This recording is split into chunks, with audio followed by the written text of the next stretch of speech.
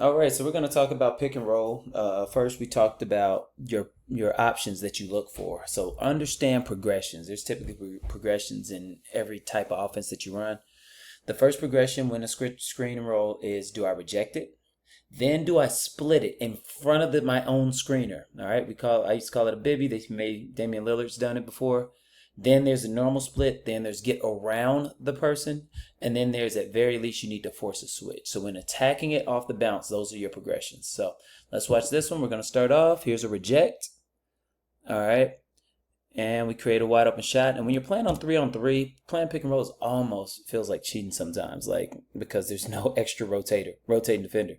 But I'm not sure that he gave enough to warrant a rejection, but Caleb's a good athlete, so he was able to make it work and therefore got them open look.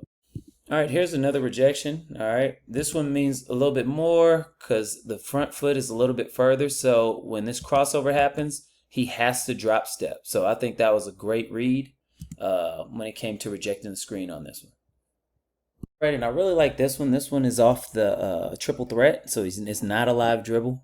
And I like that he steps and then steps again. So he does this like tester step first, one, then goes. And that rejection leads to, again, anytime you're getting paint touches or you're getting in the paint, people are going to see the ball. It leaves for offensive rebounders to come. But that was a good read on when to reject the screen.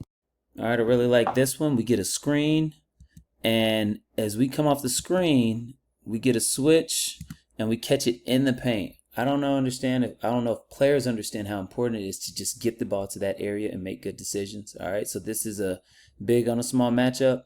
So he takes his time and shoots. But also notice, if we wanted to play inside out, Caleb's open because his defender doesn't see him. All right, so nonetheless, no reason to pass it out when you got a size advantage. That was good. All right, so here we go again. Court does not want to get switched on the screen, so he ends up fighting over. And now both the screener, the guy guarding the screener and the on ball go with him, so that creates an advantage. We don't make the layup, but like I said, that's a high percentage shot that was created. All right, so this isn't like just a bad decision or anything. I just want you to see the options that were there.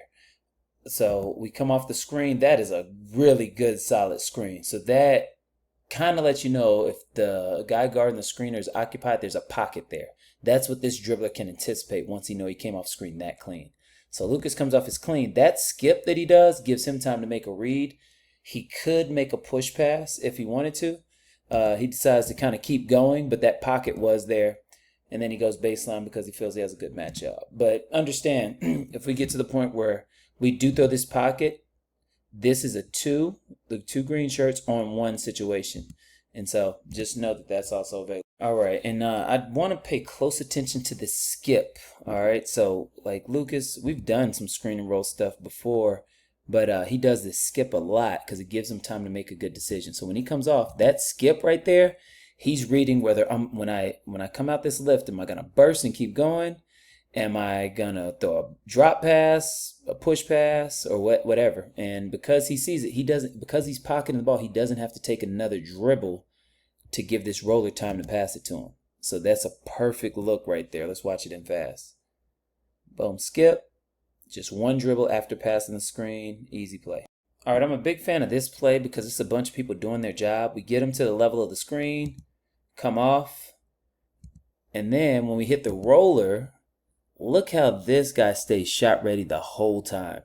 He never gets the ball, but at the end of the day, he's shot ready. So if that shot, he knows if there's somebody going to help, especially in 3-on-3, the low man, which is him, furthest from the ball, has to help, which means he'll be wide open.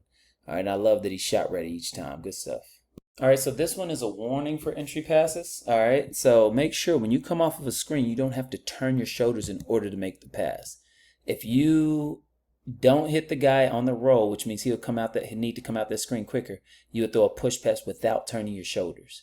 If you take a second dribble after passing the screen, it now becomes an over-the-top pass. You cannot throw any pocket passes anymore or bounce passes.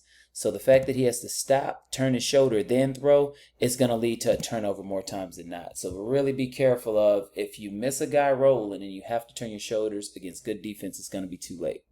All right, and you can use pick and roll for a lot of different reasons. You can use it to hunt matchups. All right, Caleb's turning his body, comes off the screen, he gets a switch. If you want the matchup to be the post on the guard, or if you want it to be for the guard himself, and he gets an open shot because Caleb's taller, gets a really good shot up after forcing a switch. I thought this was a super smart play. A lot of guards like to pop anyway, so I'm not sure if it was a read or if they needed a 3 or what, but here comes the screen, and this is a blitz where both the screener and the guy on ball are guarding, and so court spaces out, and we have another shooter on this side. So here, who's this, Caleb, I think, there really isn't a great decision right now, so if he runs to court, but court spaced out so far, there's no way he could get to him. So that was a great, what we call pick and pop, and then they get a wide open shot. So learning how to play out a pick and roll, make the right reads, and if you can get the ball into the paint by using pick and roll, by throwing it in or dribbling in, it's going to create a lot of situations for your team. All right, you're trying to create greater quality of shot. Good job, guys.